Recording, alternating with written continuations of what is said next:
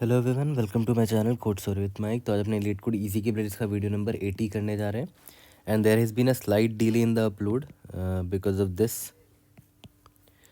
देखते हैं LeetCode number 2176 easy marked है, बट हम लोग कुछ एक्स्ट्रा चीज़ें सीखेंगे इस प्रॉब्लम से भी। उससे पहले motivation. Almost every one in this world have seen the sacrifices our parents did and have been doing to give us a better life. So if you don't feel like studying, at least think about them first. You will be motivated for sure. Leetcode 2176 count equal and divisible pairs in an array. ठीक है, given an zero index integer array nums of length n and integer k, return the number of pairs i comma j such that i less than j होना चाहिए and nums i nums j के बराबर होना चाहिए. ठीक है, और सबसे इंपॉर्टेंट पार्ट देखो ये है कि आई इंटू जे डिविजिबल होना चाहिए के से.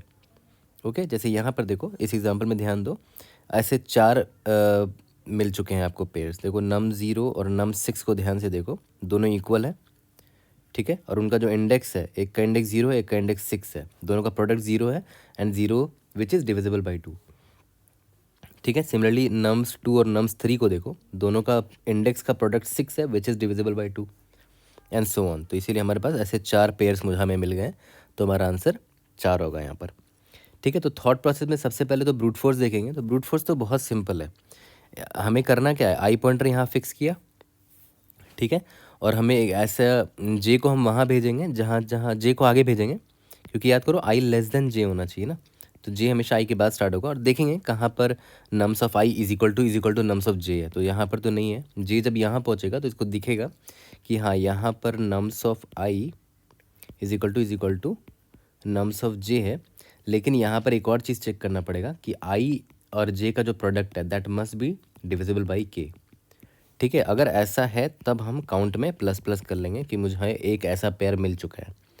ठीक है, फिर इसके बाद जब आई इस आई के लिए मिल गया तो फिर आई आगे बढ़ेगा, फिर जे यहाँ से स्टार्ट होगा i+1 से. ठीक है, फिर जे ढूंढेगा 1. हाँ 1 यहाँ पर मिल गया जे को, फिर से वही चीज़ चेक करेंगे. तो इस तरह हम सारे पेयर्स इवेल्युएट कर रहे हैं और हर एक पेयर को चेक कर रहे हैं, है ना. तो ऑब्वियस है time complexity O of n² है इसका, और स्पेस कॉम्प्लेक्सिटी O ऑफ 1 है, क्योंकि हमने कोई भी एक्स्ट्रा स्पेस नहीं लिया है.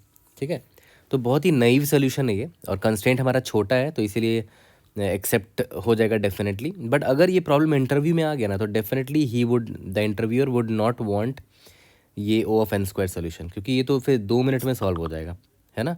इंटरव्यूअर को डेफिनेटली उसने पूछा है तो he would want something else from you.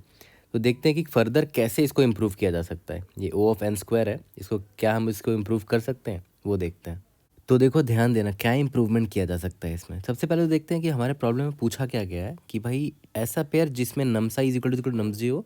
और सबसे टफ पार्ट एक्चुअली में यही है, ये चीज़ इंट्रोड्यूस होने की वजह से प्रॉब्लम थोड़ा सा कॉम्प्लेक्स हो गया, है ना. अगर सिर्फ ये रहता तो कोई दिक्कत ही नहीं थी, है ना. सबसे बड़ा प्रॉब्लम ये है, तो इसको अलग से देखते हैं जूम करके, है ना. क्या है यहाँ पर आई इंटू जे, ये क्या बोल रहा है कि दोनों का इंडेक्स का जो प्रोडक्ट है ना इज़ डिविजिबल होना चाहिए, डिविजिबल बाई के से डिविजिबल होना चाहिए ना. देखो मॉड करने पे 0 आ रहा है. तो अब देखो पहले तो मैं आपको एक फैक्ट बताऊंगा, ठीक है, बट उस फैक्ट का रीज़न बताऊंगा कि क्यों वो फैक्ट सही है ना. सबसे पहले तो मैं आपको एक नंबर थ्योरी का फैक्ट बताता हूँ. अगर आप लोगों ने पढ़ रखा होगा कहीं ना कहीं, अगर मैथ्स में पढ़ा रखा होगा, नंबर थ्योरी बहुत सिंपल सी एक बात बोलता है कि अगर आपको आई इंटू जे मान लेते हैं कोई प्रोडक्ट है, अगर आपको इसको डिविजिबल करवाना है इज़ डिविजिबल बाई के, अगर आपको इसको डिविजिबल करवाना है के से, और अगर आपके पास आई की जानकारी ऑलरेडी है, मान के चलते हैं आपको आई के बारे में ऑलरेडी पता है, तो और आपको जे ढूंढना है, तो j must be divisible by k by GCD of के कॉमा आई. ठीक है, ध्यान से सुनना. अभी ये तो मैंने थ्योरी बताया आपको, ये एक फैक्ट है जिस फैक्ट का इस्तेमाल करने को कहा गया एक्चुअली में इस प्रॉब्लम में. ठीक है, बट हम लोग समझेंगे कि एक्चुअली में ये है क्या, है ना. अभी तो देख के लग रहा होगा कि कुछ समझ ही भी नहीं आएगा, टू बी वेरी ऑनेस्ट. ये चीज़ जो मैंने बोला है समझ में नहीं आ रहा होगा. आई इंटू जे डिविजिबल, अगर के से डिविजिबल है तो जे पक्का के बाई GCD ऑफ के कॉमा आई से डिविजिबल होगा. ठीक है, तो एक काम करते हैं, इसको अभी काट देते हैं, क्योंकि ऑब्वियस बात है ये पढ़ने से समझ में आएगा नहीं कि ये क्या लिख दिया है मैंने. अब देखो मैं समझाता हूँ कि ये कहना क्या चाह रहा है. देखो यहाँ पर मैं लिख देता हूँ कि आई इंटू जे जो है हमें क्या करवाना है, हमें ये चेक करना है कि ये डिविजिबल होना चाहिए, के से डिविजिबल होना चाहिए। ठीक है, तो एक एग्जांपल ले लेते हैं। मान के चलते हैं कि आपको आई पता था, के आपका मान लेते हैं 6 है, और मान लेते हैं आई इज इक्वल टू 4 है आपका। ठीक है, तो सबसे पहले तो ये बताओ कि के और आई जो है इन दोनों में कुछ तो कॉमन फैक्टर होगा, क्योंकि देखो आई इंटू जे को अगर के से डिविजिबल होना है तो ऑब्वियस सी बात है आई में भी कुछ कॉमन फैक्टर ऐसे होने चाहिए जो के पास, जो जो फैक्टर के पास हो, है ना। या अगर मान लेते हैं आई यहाँ पर, यहाँ से जे को हटा दो, यहाँ पर अलग एक केस देखो, मान लेते हैं आई को आप चेक करना चाह रहे हो कि के उसको डिवाइड कर सकता है कि नहीं, तो हम लोग क्या करते थे हमेशा की तरह आई का फैक्टराइजेशन करते थे और चेक करते थे कि आई के जो फैक्टर्स हैं वही फैक्टर के में भी होना चाहिए। जैसे आई का फैक्टर अगर 2 × 2 है तो के में भी 2 × 2 समथिंग होना चाहिए था, तभी तो के भी 2 का फैक्टर होना चाहिए, तभी तो ये डिवाइड कर पाएगा उसको। तो मैं बस यहाँ पर आपसे वही सवाल कर रहा हूँ कि के इज इक्वल टू 6 और आई इज इक्वल टू 4 है ना, तो के और आई में कॉमन फैक्टर होना चाहिए। तो कॉमन फैक्टर निकालने का एक बड़ा सिंपल तरीका क्या होता है, कॉमन फैक्टर निकालने का एक सिंपल तरीका ये होता है कि आप जीसीडी निकाल दो, जीसीडी ऑफ के कॉम आई निकालोगे ना तो आपको दोनों का कॉमन डिवाइज़र मिल जाएगा, एक ऐसा नंबर मिल जाएगा जो इन दोनों को डिवाइड करता हो। हाँ वो ग्रेटेस्ट होगा, that's a good thing, but हमें कॉमन एक डिवाइज़र मिल जाएगा। तो 6 और 4 का कॉमन डिवाइज़र क्या है, 2 होता है ना, ग्रेटेस्ट कॉमन डिवाइज़र 2 है। तो चलो मुझे एक चीज़ तो पता चल गया कि ये जो आई है ना उसका फैक्टर 2 तो होगा ही होगा, के का भी फैक्टर 2 होगा, क्योंकि देखो इन दोनों का ही मैंने जीसीडी निकाला है। तो देखो ध्यान देना, यहाँ पर मैं के को ऐसे लिख सकता हूँ ना, के इज इक्वल टू 2 × 3, ऑब्वियस बात है लिख सकते हैं, 6 है ना ये, उसको मैंने 2 × 3 लिख दिया है। सिमिलरली आई को भी मैं लिख सकता हूँ 2 × 2। ओके, देखो अब अभी जस्ट मैंने निकाला, दोनों में कॉमन डिवाइज फैक्टर दिख रहा है मुझे 2 और 2, मतलब 2 is a common divisor of both. ठीक है, अब एक बात बताओ, हमने क्या बोला कि आई इंटू जे डिविजिबल होना चाहिए था के से। आई तो मुझे पता चल चुका है कि आई जो है वो 2 × 2 है ना, और अभी जे के बारे में मुझे नहीं पता है, और के भी मुझे पता चल जाएगी 2 × 3 है। ठीक है, अब एक चीज़ ध्यान दो, के में मुझे दिख रहा है कि 2 एक है फैक्टर, और आई में भी मुझे 2 दिख रहा है कॉमन फैक्टर, है ना, कॉमन फैक्टर 2 तो दिख चुका है। ठीक है, अब एक बात बताओ, कौन सा ऐसा फैक्टर है जो देखो आई के पास नहीं है लेकिन के पास है। के पास देखो 3 है जो आई के पास नहीं है, तो मैं ये कहूँगा ना कि भाई जे तुम्हारी रिस्पॉन्सिबिलिटी बनती है कि तुम्हारा जो भी फैक्टराइजेशन करेंगे ना तो तुम्हारे फैक्टर में 3 होना चाहिए, मतलब तुम 3 के मल्टीपल ज़रूर होने चाहिए। क्योंकि देखो के कब डिवाइड कर पाएगा इनको एज अ होल, जब के जो फैक्टर्स हैं यहाँ पर 2 और 3 वो यहाँ पर भी दिखने चाहिए थे आपको लेफ्ट हैंड साइड में, है ना। तो यहाँ पर 2 तो मुझे दिख गया, आई के पास था वो, बट के पास 3 भी तो है, 3 मुझे नहीं मिल रहा है, 3 मुझे नहीं मिल रहा है अभी यहाँ लेफ्ट हैंड साइड में, आई के पास था ही नहीं। तो जे की रिस्पॉन्सिबिलिटी बनती है, जे मस्ट हैव फैक्टर 3, तभी तो यहाँ पर 3 आएगा, तब देखो डिविजिबल हो पाएगा, दोनों दोनों को डिवाइड करो, देखो ये 3 ये कट जाएगा, 2 इसको 2 को काट लेगा। ठीक है, तो जो मिसिंग है वो क्या था, 3 था। ओके, और ये 3 हम कैसे निकालेंगे, देखो अभी जस्ट मैंने आपको ऊपर लिख के बताया भी था कि जो मेरा के है याद करो वो 2 × 3 था, और आई जो मेरा है वो 2 × 2 है। ठीक है, अब देखो जस्ट अभी हमें पता चला ना कि आई के पास 3 नहीं था, ये दिख रहा है आपको साफ साफ, आई के पास 3 नहीं था, तो वो 3 जे के पास होना चाहिए। तो ये 3 कैसे निकालेंगे, आराम से आप क्या करो, दोनों का जीसीडी निकाल लो, जीसीडी ऑफ आई कॉमा के, तो इससे क्या होगा, दोनों का कॉमन फैक्टर मिल जाएगा 2। इसका मतलब क्या है, 2 आई के पास है और 2 के पास भी है, और क्या नहीं है, के पास ऐसा क्या है जो आई के पास नहीं है, और कैसे निकालोगे, के को इसे जीसीडी से डिवाइड कर दो, है ना। तो देखो जीसीडी से डिवाइड किया मैंने, तो के क्या था मेरा 2 × 3 था, और जीसीडी क्या था 2 था, तो याद करो ये 2 जो था ये आई के पास भी था, तो ये 2 और ये 2 कट गया, ये 2 के पास था और ये 2 आई के पास था, दोनों कट गया, बच गया क्या 3, याद करो ये 3 के पास एक्स्ट्रा था, और ये इसीलिए मैं क्या कह रहा हूँ कि ये 3 जो एक्स्ट्रा ना वो जे के पास होना चाहिए था, है ना। तो मतलब जे को तुम 3 का कोई भी मल्टीपल कर दो, मान लेते हैं जे को आपने 3 मान लिया, ठीक है, तो देखो 2 ये पक्का के से डिविजिबल होगा, देखो 2 × 2 है, ये मेरा आई है और जे मेरा 3 है, क्या ये डिविजिबल है के से, के का वैल्यू क्या है 2 × 3 है, यस डिविजिबल है, देखो 2 3 6 होता है, ये 2 4 है 12 है, यानी कि 12/6। Yes this is divisible. ठीक है, या तो फिर आप जे को 3 का कोई और मल्टीपल रख लो, 3 × 1 3 × 2 6 कर लो। ठीक है, तो देखो 2 ⁴ 24, 24/k का वैल्यू 6 है, देखो ये भी डिविजिबल है ना। तो अल्टीमेटली हमें क्या समझ में आया कि j must have a factor of 3, है ना। या तो आप ऐसे भी कह सकते हो जे मस्ट बी डिविजिबल बाई 3, और एग्जैक्टली यही चीज़ मैंने यहाँ पर लिखा था कि अगर आई इंटू जे को डिविजिबल करवाना है के से, तो जे, और आपको आई के बारे में अगर ऑलरेडी नॉलेज है कि आई का वैल्यू क्या है, तो j must be divisible by k by G C D of k comma i. ठीक है, तो ये लाइन बस प्रूफ करने के लिए जो मैंने यहाँ लिखा था, यहाँ पर मैंने इतना मैथ्स यहाँ पर ये बताया आपको। ठीक है, ये बिना प्रूफ के आपको ये लाइन समझ में ही नहीं आता। ठीक है, अल्टीमेटली हमें बस इतना क्या मैं ढूंढना चाह रहा था कि क्या जे के पास ऐसा क्या है, क्या नहीं है, जो अगर हम जे को दे देंगे तो आई और जे मिलकर के से डिविजिबल होगा, है ना। तो वो निकालने का हमने बड़ा अच्छा तरीका ये निकाल लिया कि सिंपली आप k by G C D of i comma k कर दोगे। ठीक है, तो ये आपको मिल जाएगा, यानी कि 6/2 दैट इज़ 3 मिल जाएगा। इसका मतलब जो जेथ इंडेक्स है, जे जो भी वैल्यू है that should be a factor of 3, है ना। यहाँ तक क्लियर। तो सबसे इंपॉर्टेंट पार्ट इस प्रॉब्लम का यही था, अब देखो आसान हो जाएगा ये। तो चलो अब आगे बढ़ते हैं। हमें इन दोनों का ही बस ध्यान देना है ना कि जो एलिमेंट है दोनों इक्वल होने चाहिए और दोनों का जो इंडेक्स का प्रोडक्ट है वो के से डिविजिबल होना चाहिए। तो मैंने ये एग्जांपल ले लिया है। तो देखो ध्यान दो, ये चीज़ का तो आप टेक केयर कर सकते हो। ऐसे एलिमेंट्स कोई ढूंढो जो बराबर हैं, जैसे 3 है और 3 यहाँ पर है, उसका इंडेक्स आप कहीं पर स्टोर कर लो। सिमिलरली 2 है, 2 है, 2 है, इनका इंडेक्स क्या क्या है, 2 3 और 4 है, उनको कहीं स्टोर कर लो। सिमिलरली 1 है और 1 है, उनका इंडेक्स स्टोर कर लो, है ना। तो मैंने मैप में क्या किया, उनका इंडेक्स स्टोर कर लिया। यहाँ पर देखो 3 है, इंडेक्स नंबर 0 6 पर है, ये मेरा नम्स ऑफ आई है और ये उनके इंडेक्सेस हैं, इंडिसेस।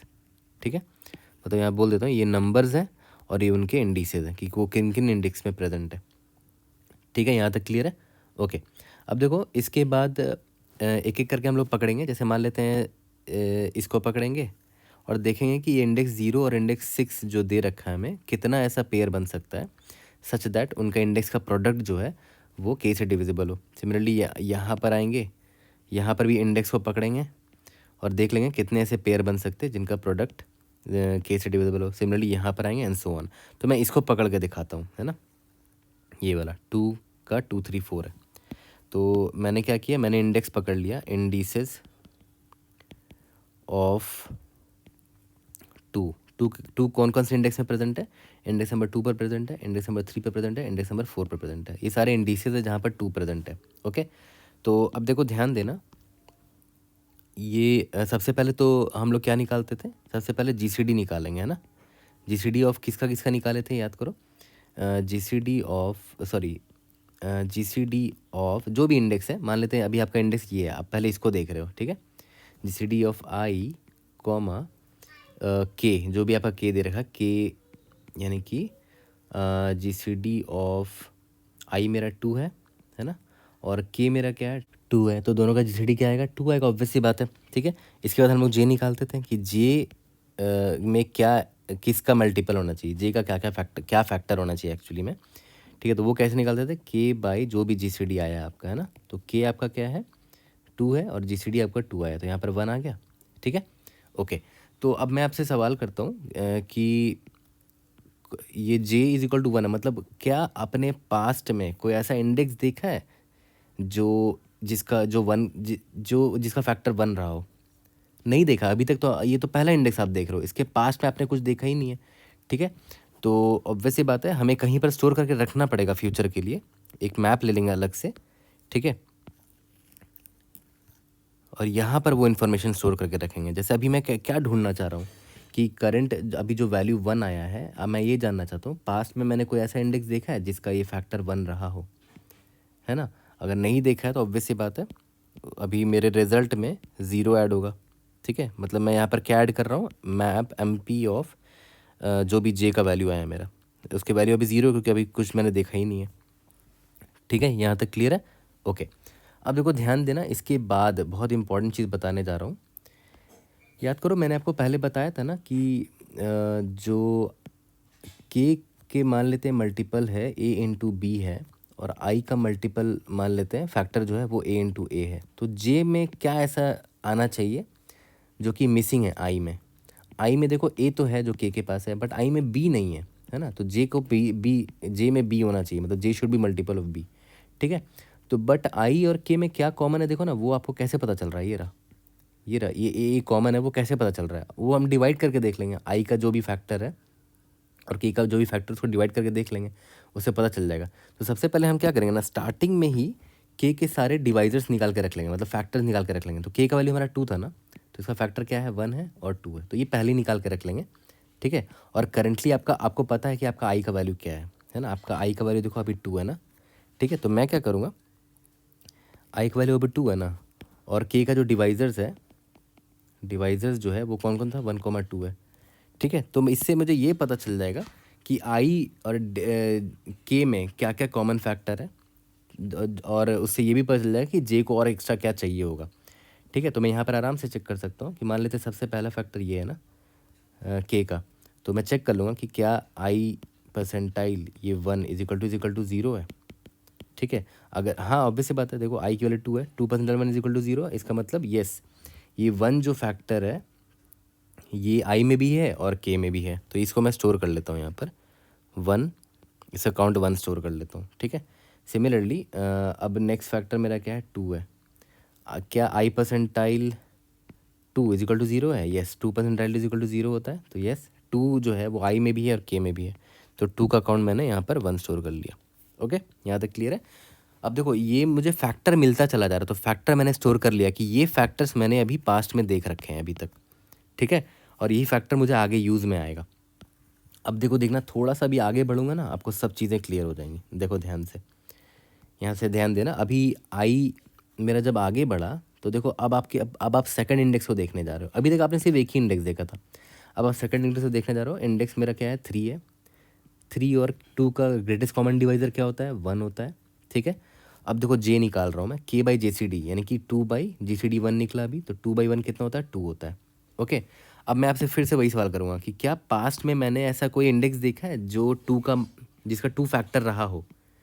हाँ देख रखा है, देखो मैप से देखो, हाँ मैंने एक देख रखा है जिसका 2 फैक्टर रहा था, और वो आपको इधर भी दिख रहा है यहाँ पर पास्ट में, है ना। तो मैं देख लूँगा कितनी बार देख रखा है, एक बार देख रखा है, तो यहाँ पर प्लस कर दूंगा एम पी ऑफ जे।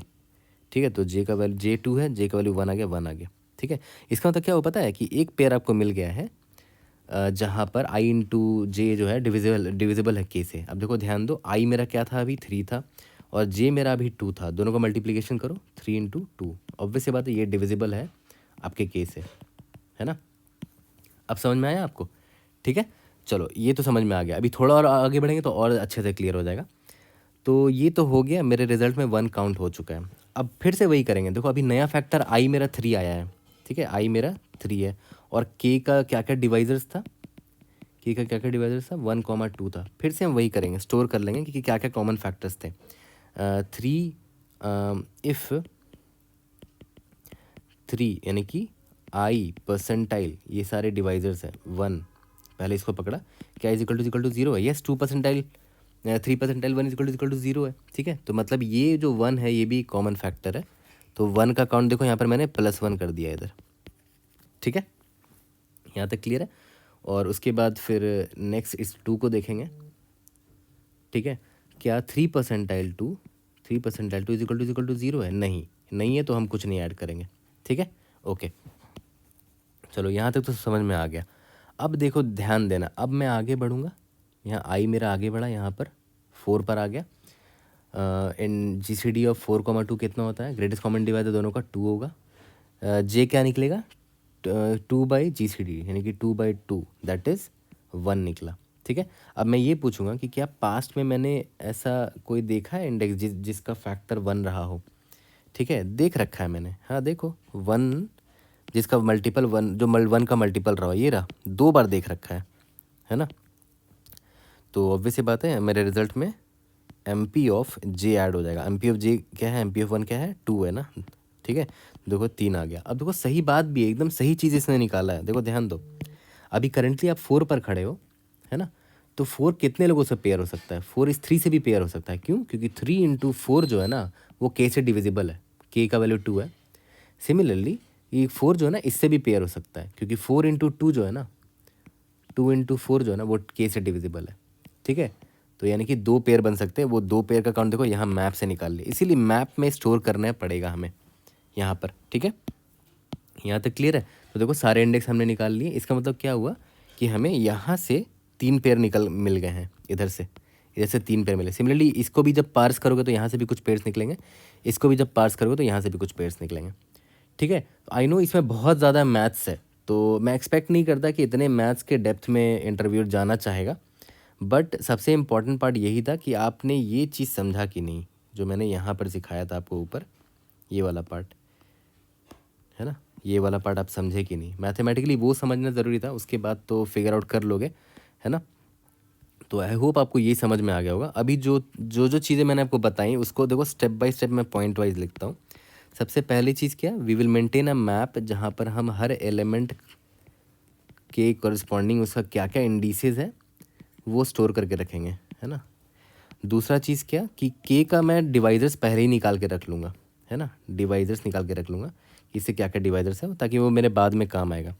तीसरा क्या होगा, ये iterate on each indices list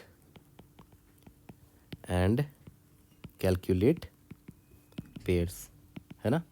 her indices के लिस्ट में एक एक करके इटरेट करेंगे। मान लेते हैं सबसे पहले इस पर आया मैं, तो इसका इंडिसेस पे इटरेट किया और नंबर ऑफ़ पेयर्स निकाल लिया। फिर इस पर आया, इसके नंबर ऑफ़ इंडिसेस के पेयर्स कैलकुलेट किया और आंसर में ऐड कर लिया। फिर इस पर आया, इसके नंबर ऑफ़ इंडिसेस कितने निकल के आ रहे हैं उसको कैलकुलेट किया और अपने रिजल्ट में ऐड कर लिया, ठीक है।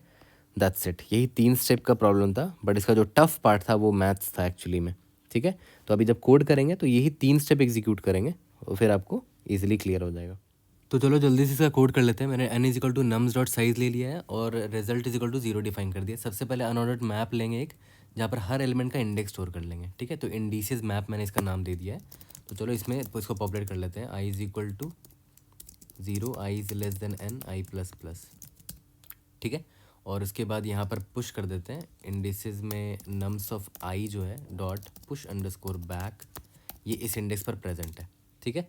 उसके बाद मैंने क्या बोला था कि स्टेप 2 में क्या बोला था कि के सारे डिवाइजर्स निकाल के रख लेते हैं। और जैसे मान लेते हैं अगर के एक परफेक्ट स्क्वायर होगा तो उसके क्या क्या, जैसे मान लेते हैं के अगर 36 होता, के इज इक्वल टू मान लेते हैं 36 है एग्जाम्पल के तौर पे, तो इससे क्या क्या फैक्टर्स होंगे, 1 होगा, 2 होगा, 3 होगा, 4 होगा, 5 होगा, 6 होगा, ठीक है। तो 6 2 बार भी तो हो सकता है ना, 6 6 36 होगा। तो के सारे फैक्टर निकालूंगा अगर मैं, तो कैसे निकालूंगा, int factor is equal to 1, factor is less than equal to k factor plus plus, ठीक है। तो सबसे पहले तो ये चेक कर लूँगा कि क्या जो मेरा के है modulo f is equal to 0 है। अगर ऐसा है तो मैं डिवाइजर्स डिव ले लेता हूँ, divisors dot push underscore back, उसमें मैं इस फैक्टर को स्टोर कर दूंगा, ठीक है। लेकिन एक चीज़ ध्यान दो, फैक्टर आप 1 से लेकर पूरा के तक जा रहे हो, बट आपको एक चीज़ पता होगा कि रूट फैक्टर अगर रूट के तक भी जाओगे ना, SQRT रूट के तक भी जाओगे तो आपको सारे फैक्टर्स मिल सकते हैं आराम से, के सारे फैक्टर्स। तो आपको इतना जाने की ज़रूरत ही नहीं थी, पूरा के तक जाने की ज़रूरत ही नहीं थी, है ना। तो एफ इंटू एफ कर दो SQRT को हटाने के लिए, है ना, क्योंकि SQRT टाइम लेता है थोड़ा, तो इसको ऐसे भी लिख सकते हो, f into f is less than equal to k होना चाहिए। तो इससे भी आपको सारे फैक्टर्स मिल जाएंगे। लेकिन जैसे यहाँ पर एक चीज़ ध्यान दो, जैसे मान लेते हैं अगर 36 है आपका के, तो 36 का स्क्वायर रूट क्या होता है, 6 होता है। तो 6 तक हम निकालना चाहेंगे, है ना, 6 तक ही इटरेट करेंगे फॉर लूप में। तो 36 1 से डिविजिबल है, यस, तो यहाँ पर मैंने 1 स्टोर कर लिया, मान के चलते हैं 1 is a factor of 36, 2 is a factor of 36, 3 is a factor of 36, 4 is a factor of 36, 5 factor नहीं है, 6 इज़ अ फैक्टर ऑफ 36, है ना। बट इससे आप कुछ कुछ मिस कर दे रहे हो। क्या मिस कर रहे हो, देखो तो 36 मिस कर दिया आपने सबसे पहली बात, 18 मिस कर दिया आपने, ये भी तो 36 को डिवाइड करता है के को। 12 मिस कर दिया आपने, 9 मिस कर दिया आपने, तो ये गड़बड़ कर दिया आपने। तो मिस क्या हो रहे हैं वो देखो, यहाँ पर मैं उसको भी डाल देता हूँ, पुश अंडरस्कोर बैक। क्या मिस हो रहे हैं वो समझो ना, जैसे मान लेते हैं ये 2 है, 2 36 को डिवाइड करता है, तो 2 18 ज़ा 36 होता है ना, तो वो 18 मिस हो जा रहा है क्योंकि हम सिर्फ स्क्वायर रूट ऑफ के तक जा रहे हैं। तो वो 18 को कैसे डालोगे, आराम से के को डिवाइड कर दो एफ से, तो वो 18 भी मिल जाएगा आपको। सिमिलरली ये 3 है, तो 3 12 ज़ा 36 होता है, तो 3 तो आपने यहाँ पर डाल दिया, बट 12 कहाँ डाला, तो 12 कैसे डाला मैंने, 36/3 कर दिया, तो 12 आ जाएगा यहाँ पर।